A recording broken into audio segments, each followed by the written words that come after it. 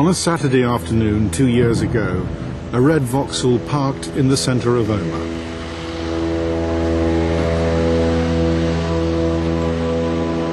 Inside were 2 men and up to 500 pounds of explosives.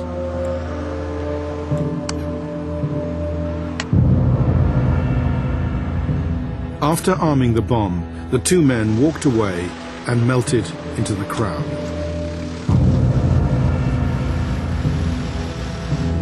Waiting nearby was a getaway car. These men, and the many more who helped them, were responsible for the single worst bombing atrocity of the Irish Troubles. Their legacy is carnage, carnage that was indiscriminate in every way.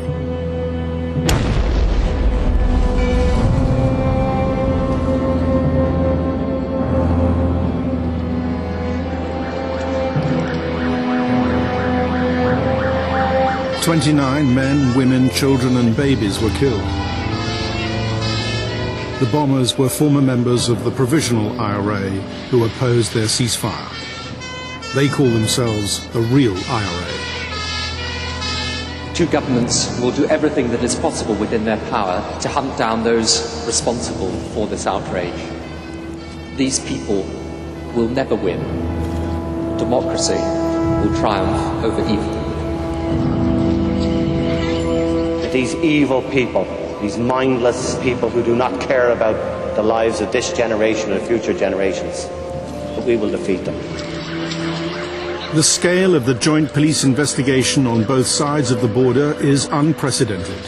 But 2 years on, none of the culprits is behind bars. Sadly, up to this point, we haven't been able to charge anyone with this terrible atrocity, but we'll not rest until we do. We have built what we think is a very detailed intelligence picture. We think we know who carried out this atrocity. We think we know how they carried it out. But intelligence is one thing. Evidence that a court will accept is absolutely another thing. We need yet more public support.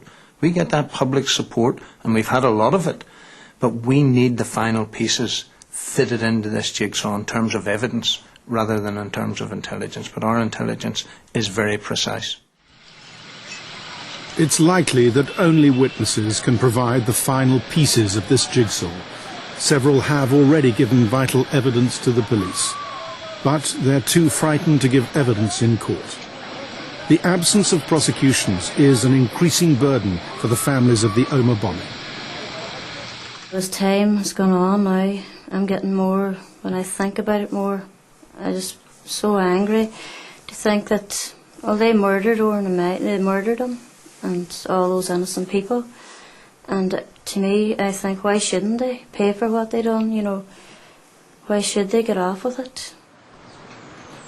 Despite the fact that the police on both sides of the Irish border know the identities of those they believe to have been the bombers, there is no immediate prospect of charges. So what is the evidence against them? For the past few months, Panorama has been investigating the Omagh bombing. As we shall show, there are a number of individuals who live along the border who have yet to provide explanations for their movements on the day of the bombing.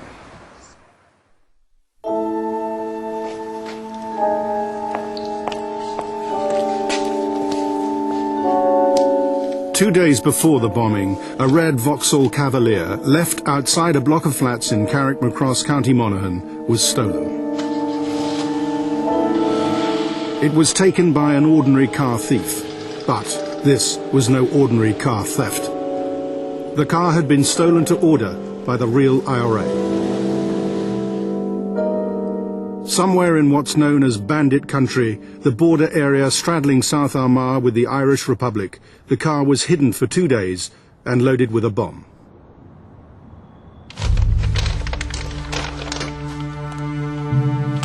Supplying and assembling the bomb's components would have involved a chain of people. Someone made the false plates fitted to the bomb car. The power unit was housed in a lunchbox bought over the counter. Its construction was identical to 11 previous bombs. 500 pounds of farm fertilizer was used as explosive.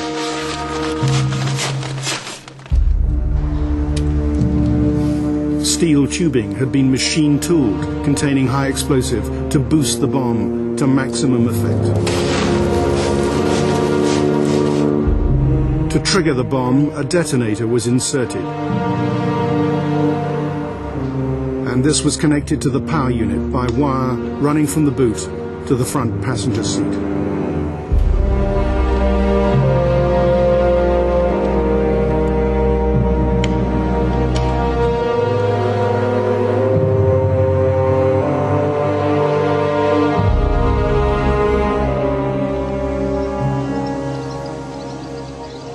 According to the Irish police, the man who admitted stealing the bomb car said he'd been asked to by an intermediary. Telephone records show that in the early hours when the car was stolen, the thief contacted this intermediary. Immediately that conversation ended, the intermediary made 3 calls, traced to a builder who lives in this remote farmhouse in Culloville, a Republican stronghold. The builder is this man, 30-year-old Seamus Daly, one of many Republican dissenters who live in this part of Bandit country. Daly has already been arrested twice by the Irish police, but was released after he said nothing.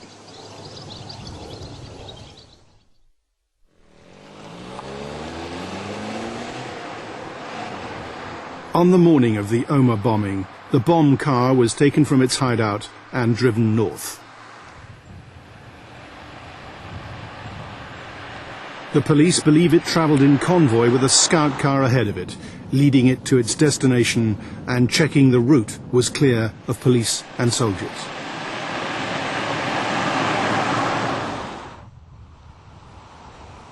That Saturday in Buncrana, County Donegal, 50 miles north of Omagh, a young boy was pleading with his mother to let him go on a trip to Omagh with friends. His name was Oran Doherty. I was to waken him at 9, and I wakened up at 9, and I remember thinking, oh, maybe I'll just let him lie, I'll not bother wakening him. And then I thought to myself, no, that wouldn't be fair on him, because he was really looking forward to going, and he hadn't got anywhere all summer. And they were just, they were just so excited and so carefree going away. And I always stood and watched the children till they went out of sight, always. Just stood watching them, and that's the last thing I remember about Oran is the 4 boys. There was 4 of them and the Spanish student as well, just walking down the road, talking away to each other. And, I think I'm still waiting on Oran home to tell me, about his trip that day. Just you still be waiting because he didn't come home,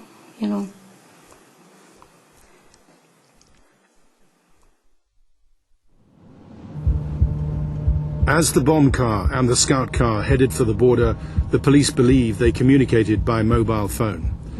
This is based on an analysis of calls made in the hours before, during and after the bombing. This analysis may prove to be the key to the Omagh bomb investigation.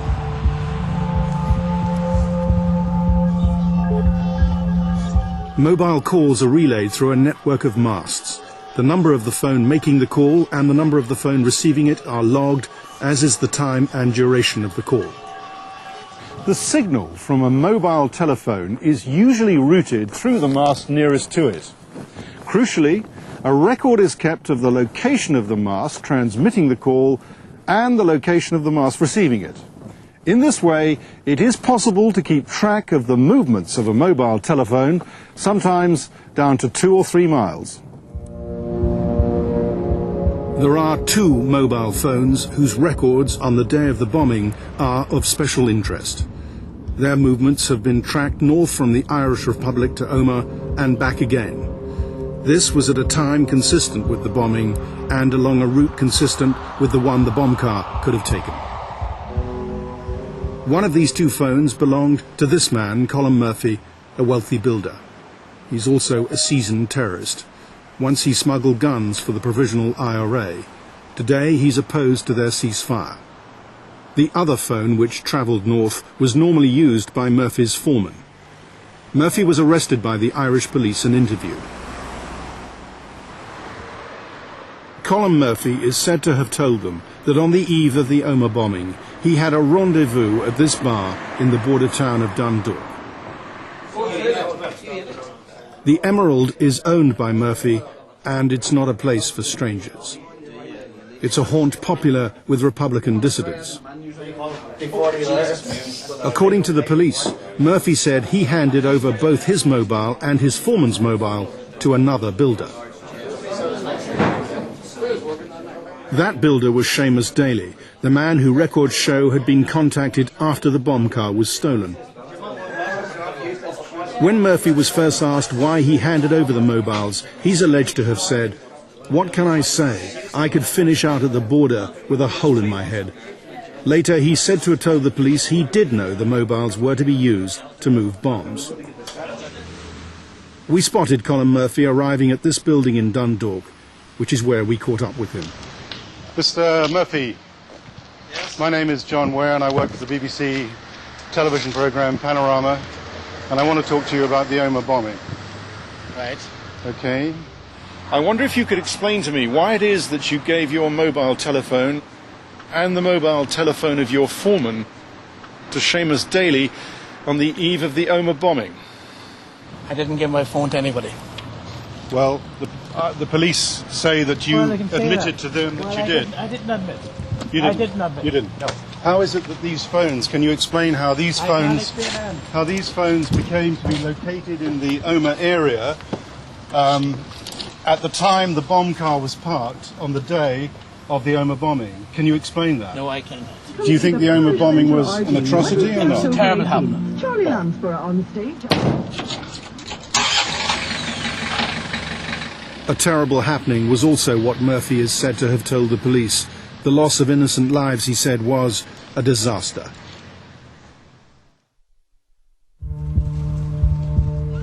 On the day of the Omagh bombing, the first communication from one of the mobiles allegedly handed over to Seamus Daly was picked up from this mast south of the border at Castle Blaney. The time was 12:41. There was a second call at 1:13. Both calls were from this first phone. There were no return calls. This would fit with a mobile and a scout car relaying short messages to a second mobile and a bomb car following behind.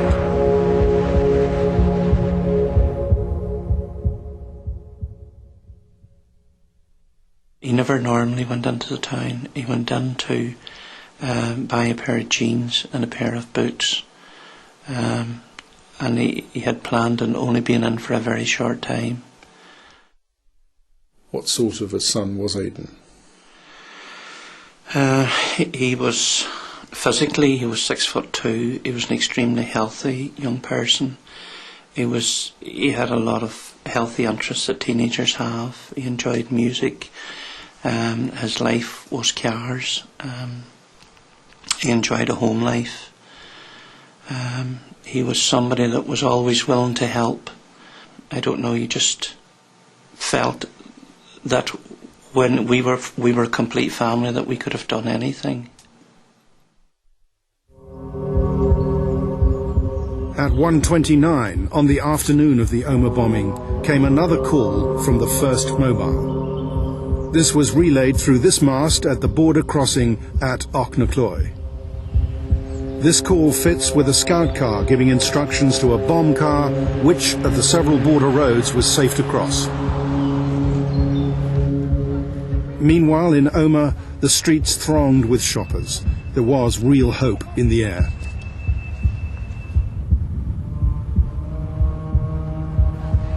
The Good Friday peace agreement had been signed. The IRA ceasefire was holding.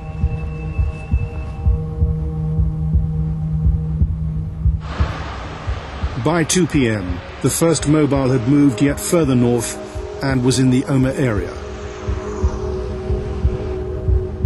We know this because at 3 minutes to 2, a fourth call from the first mobile to the second mobile was relayed through a mast in Omagh. This would fit with the scout car telling the bomb car it was safe to come on in.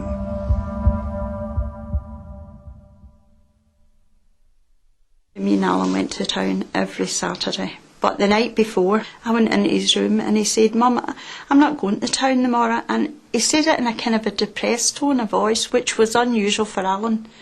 And I thought, he's not well, he's not the same.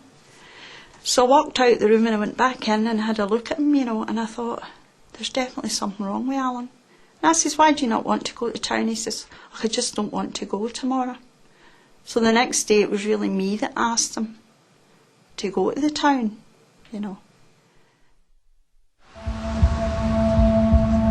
At 2:18, a Vauxhall Cavalier like the bomb car was filmed by CCTV passing this petrol station in Omagh. Its front suspension was raised, probably because of a heavy load in the boot. A minute later, the second mobile called the first mobile. Again, this would fit with the bomb car telling the scout car it was about to park.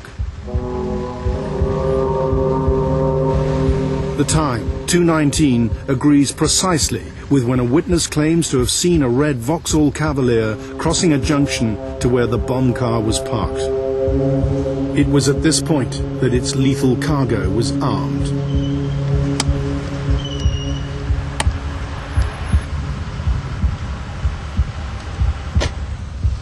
Another witness was struck by just how gingerly the passenger seemed to close the door.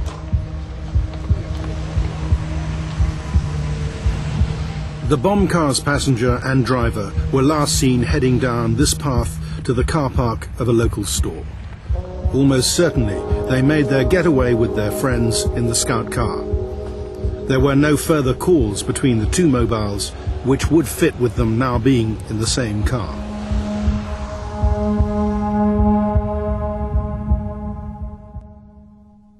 She was a beautiful girl, just a girl that I'll never be, or no matter how hard I tried, I couldn't be as nice a girl as Esther. She was so religious. She just was the odd one out in our family, but in a good way.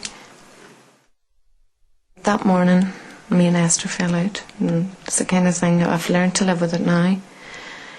She took too long in the shower for my liking, and it was a bit of a ruckus. But sisters, just put it down to sisters arguing and fighting. And that was till it was the last I seen Esther. She went out to go down to Omagh to buy flowers for the church.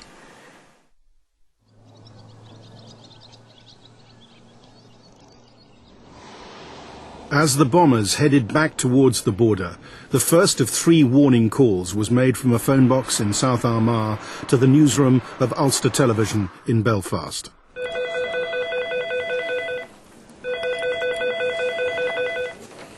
Newsroom? There's a bomb in Omagh. It's on Main Street. It's £500. What was that? The code word is Martha Pope. Say again. Martha Pope. This is Oakley and Ahern. 2 other warnings came in quick succession. In all 3, the caller signed off with the words Martha Pope, which was then the authentic code word for the real IRA. So, who made these calls? The final warning was made from this phone box, also in the Newry area, at 2:31. 30 seconds earlier, someone holding a mobile picked up a text message.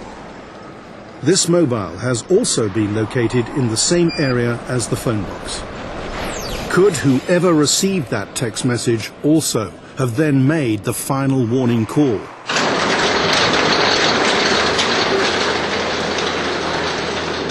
Both call boxes involved in the warnings were removed for examination by forensic scientists. Every inch of them and every single coin in them was fingerprinted in an attempt to discover who made the warning calls.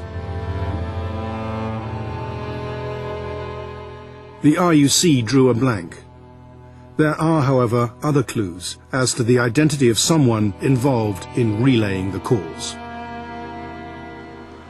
The mobile that received the text message just before the bomb warning call was registered to the man who runs this company. Oliver Traynor has a flourishing business selling plastic window frames, the virtues of which he tried to sell us when we filmed him covertly. It stays and drop back into me. Right. And then the two of us will then have a look at it and give you a rough price and see what's going on. When Mr. Traynor was questioned by the Irish police, he said the mobile in question had gone missing and he didn't know who'd had it on the day of the bombing. So he was released. It's only £40 a window. But if it's new work, it's not going to be £40 a window, it'll be nothing. However, Oliver Traynor's denial that he knew where his missing mobile went is odd, to say the least. Odd because cell phone records show that another mobile belonging to Mr. Traynor made 2 calls to his missing mobile shortly before the bomb exploded. So if it was Mr. Traynor who made these calls, he'd surely have known to whom he was speaking. What's more, this was not the first real IRA bombing where Mr. Traynor's mobiles had been active. Records show no fewer than 50 calls were made from them around the time of bomb attacks on Lisbon and Newry. But the authorities believe that on its own, this pattern of calls is insufficient to bring charges. We as Irish Republicans have challenged the legitimacy of continued British interference in Irish affairs. Mr. Traynor is reputedly linked to the 32 County Sovereignty Committee, the political wing of the real IRA. We secretly filmed the participants of their first meeting after Omagh. One is said to have had Oliver Traynor's mobile on the evening of the bombing. A witness has told the police he always rang the mobile to contact this man. The man's name is Liam Campbell. He's a neighbour of Oliver Traynor, and according to intelligence sources, he's the so-called officer commanding the real IRA. Not surprisingly, the authorities fear the witness wouldn't give evidence in court. So we wanted to ask Mr. Campbell if he did have Mr. Traynor's mobile on the day of the Omagh bombing. Liam Campbell lives in a comfortable house just a few yards inside the Irish Republic. When we arrived, there were signs of family life everywhere. But of Mr. Campbell, there was no sign. So we went to the workshop of his friend Oliver Traynor, but he saw us coming and moved quickly to pull down the shutters. Traynor. Mr. Traynor, I'd like to speak to you. I'm from the BBC, from Panorama, and I want to ask you some questions about the Omagh bombing.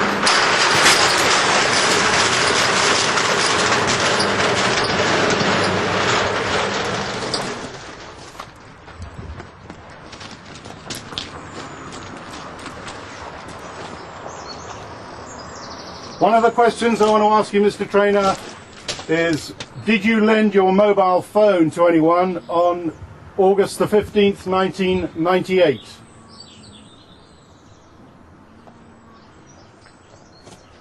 The families of the Omagh bombing would like answers to these questions, Mr. Traynor. Are you going to come out and answer them, or are you going to stay inside? We soon found an explanation for the locked doors at Mr. Campbell's house. Mr. Traynor! Next to his van was Mr. Campbell's Audi. It appears he'd locked himself in with his neighbour. To whom did you lend your mobile phone on August the 15th, 1998? Was it Mr. Liam Campbell?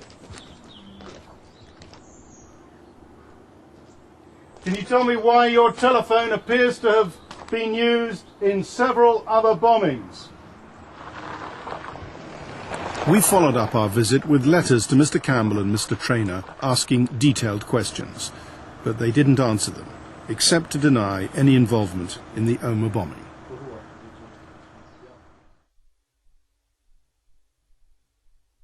The wife was a very quiet home person. She used to go shopping on once a week in Omagh, and it was get in and get the shopping done and get home as quickly as you can. And like that particular day, I tortured myself about it for a month after it. You know, if I hadn't come home early, she wouldn't have been in Omagh that day. If I got up and went to my work at the time I should have went, we wouldn't have been in Omagh that day.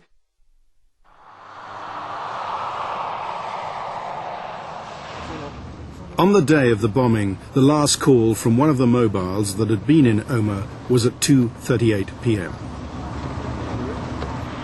The signal was routed through a mast south of Omagh in Ballygawley. So the mobile phone was moving south towards the border. That fits with the call coming from the getaway car. Once again, the call was to the mobile said to have been held by Liam Campbell, the alleged OC of the real IRA. Perhaps the getaway car was checking that the warning calls had been made. Oscar 70 from Oscar. Roger, will you get 7-1 and go short of the courthouse? I would suggest well short of the courthouse. There's a bomb warning in from about 3 different locations. Take a wander up, checking for cars that seem to be heavily laden down. It's supposed to be £500. The bomb warnings were unclear. This was probably deliberate to stop the bomb being defused. The warnings mentioned the courthouse and Main Street. There is no Main Street in Omagh. The police began moving people as far away from the courthouse as they could. Unwittingly, they were moving people ever closer to the bomb. I think Tracy said to her mammy, "Come on, we'll go home." And we laughed at them. You know, it's only a bomb scare, it'll be over in a wee minute. Nobody thought there was one. And I parked my car around Johnson Car Park, and then when we were in Kelly's, a policeman come in, and he asked us to move on ahead farther down Market Street. Instead of that, we're being moved right in on top of it. Top of the bomb. The bomb car's southern Irish plates had been replaced with northern ones, so police checks wouldn't have shown it was stolen. This picture graphically illustrates how little suspicion the car attracted. It was taken by a Spanish tourist 5 minutes before the bomb exploded. She died, as did several others in the picture. At 3 p.m, the bus carrying 8-year-old Oran Doherty and his friends arrived in Omagh. The boys had been having their lunch. Oran decided they would buy one chicken and share it between them. And they had ice cream and all that. And so it seems they were enjoying themselves anyway. And I remember Emmett now told one of my sisters that he remembers, the last words he remembers Oran saying was, "This chicken's lovely." To think that he was so, he was so full of life and all, just, minutes before he died, to think, it breaks my heart thinking about them getting out of that bus in Omagh, down at the depot in Omagh, not knowing, what they were going to walking into their deaths, Like people say to me, "Sure, isn't it all the better?" He didn't know, and so it was, but at the same time, it's so hard. They were so innocent, and not realising the danger they were in. Blue 3, Oscar 17. Blue 3, Oscar 17, Blue 3, send over. Roger, could you...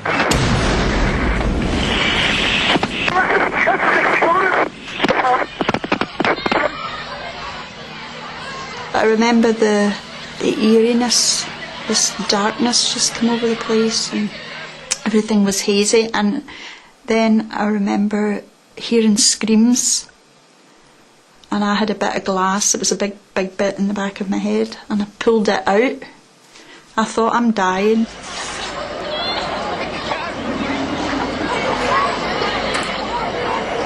I went into the window at what was left of the window here at shop, and I found the wife lying face down on the rubble. I checked for pulse. I panicked. I done everything, headed out the door, and I don't know who the gentleman was, but he was walking down the far side of the street, and he shouts over, he says, "You have a wee ginger-haired girl." And the words I said to him was, "I had," for I was convinced she was dead. He says, "No, she's in hospital."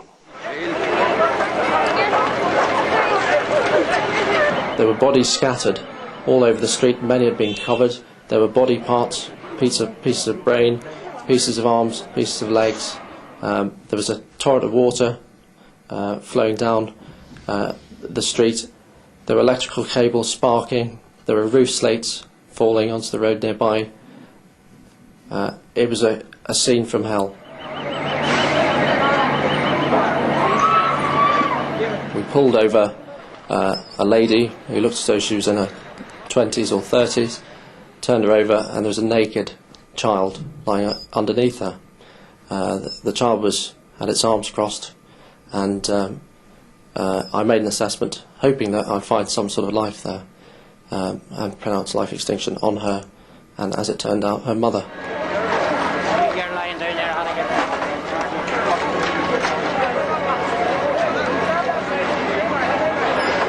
I see their faces daily. I look into my daughter's face and I see the faces of the children I saw that day. 29 people of all faiths and political persuasions were killed by the bomb in Omagh.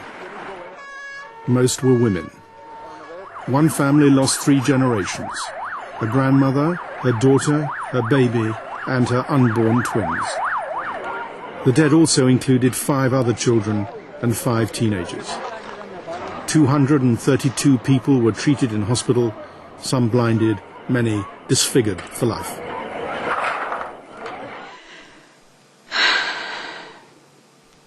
And then I thought, I need to find Alan.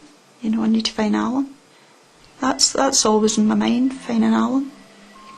And then this girl came, and I was bleeding. I was bleeding a lot because I'd on a white t-shirt and the blood, I was just all red by this time all around my front. And this girl, she pulled me back and she says, you need to go to the hospital. They said that the bomb had exploded in the town centre. We knew Aidan was down the town. So at that stage I went to the Tyrone County Hospital.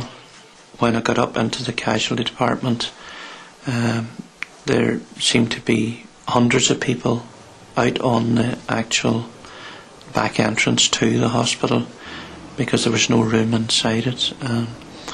Some people seemed to have very horrific injuries, and in the background I could see the army helicopters taking off from the helipad, and there was another helicopter waiting to land. It was a scene just reminded me of what we seen in the 70s in Vietnam, except it wasn't soldiers, it was women and children. I don't recall how I got to Omagh. That was the Tyrone County in Omagh, but I remember running round the hospital to see if we could find her. And all I remember that night is just like blood-stained footprints on the corridors, the long corridors of a hospital, and like paper forms of some type, just saturated in blood. By the time the bomb exploded at 3:04, we can assume the bombers were safely back in the Irish Republic. Further evidence that Seamus Daly was using one of the mobiles that had travelled to and from Omagh that day came at 3:30 p.m.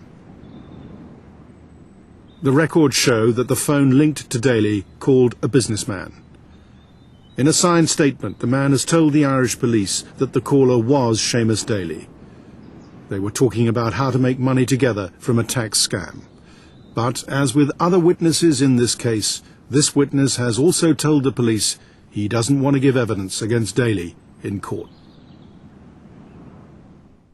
I kept just watching all the ambulances, and we sat there for, must have been hours. And you were asking all the lists, have you seen Alan? Was Alan Radford's name on the list? And there was no name of Alan on the list. Everybody was asking, everybody was so concerned.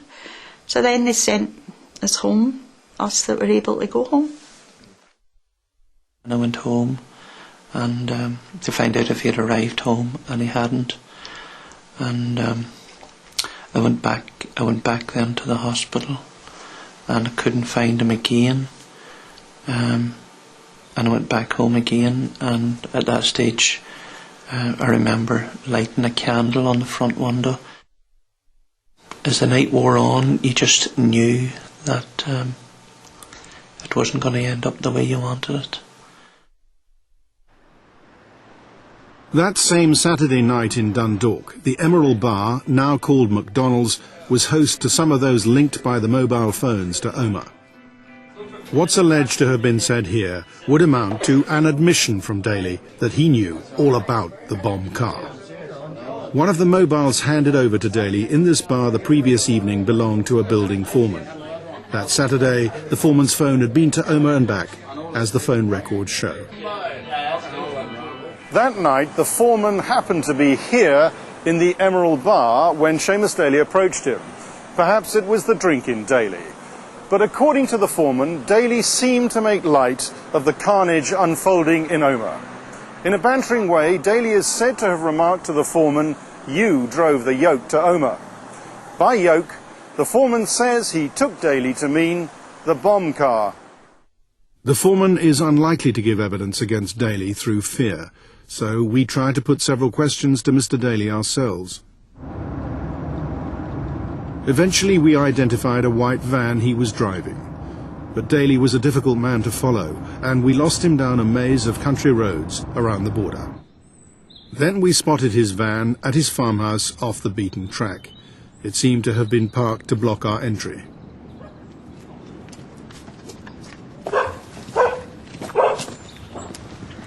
Daly was obviously expecting cameras. We knew Seamus Daly was in the house. His mobile was lying on the table, but he was lying low. Mr. Daly? My name is John Ware and I work for the BBC Panorama programme, and I'd like to ask you some questions, please, about the Omagh bombing. I know that you're in the house because your van is here. One thing I'd like you to explain, Mr. Daly, please, is how you came to be in possession of a mobile telephone which was located in the Omagh area at about the time that the bomb car was parked. I'd also like you to explain, please, how your own personal mobile telephone came to be linked to another bombing, Lisbon, which led up to the Omagh bombing. Mr. Daly, I know that you're in the house, and I do think you owe the families of Omagh an explanation for the questions I have asked you. But Seamus Daly stayed behind his front door, so I decided to try to talk to him on the telephone. I've just dialed the Daly home number. Number busy. It seems that Daly was summoning reinforcements.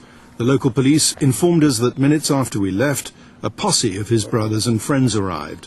Through his lawyer, Mr. Daly has since denied any part in the Omagh bombing.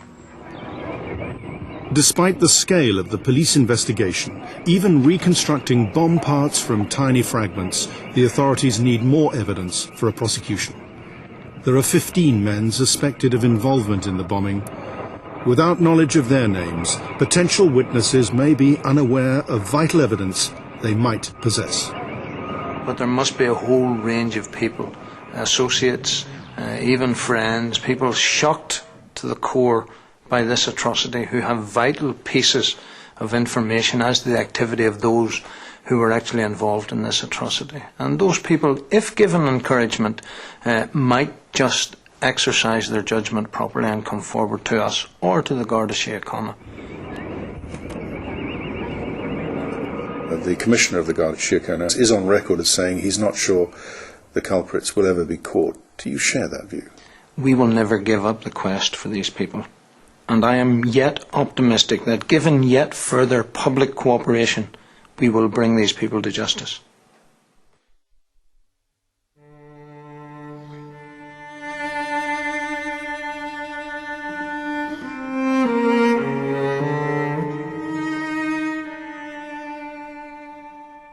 Well, I didn't see my son then until they brought him home in a coffin.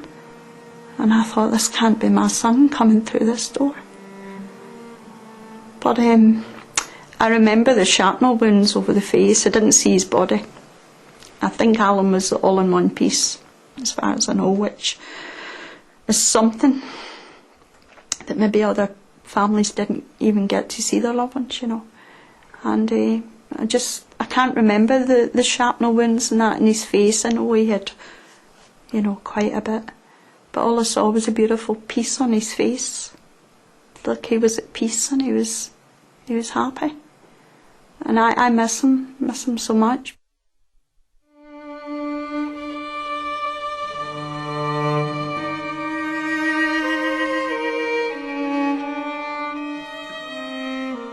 Well, when I came in through the door, they just came out into the hall, and we just all burst into tears, and I don't think there was. I just said to Aidan, "I'll not be coming home," and you know, that was a very, very difficult time.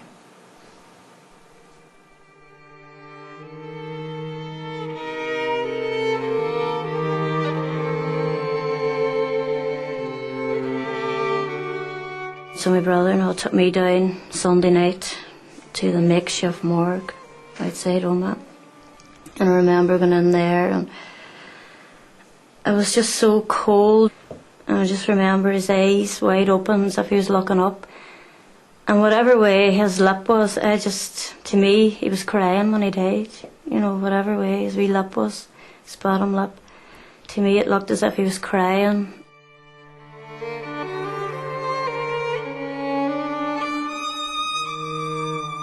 It wouldn't matter what time I went to the house. The wife might have been in bed, but there was always a noise. It's an awful thing to walk into your home for the first time and hear the clocks ticking. I have lost the best thing that ever happened to me. She never can be replaced, and it's something I'm going to just have to live with.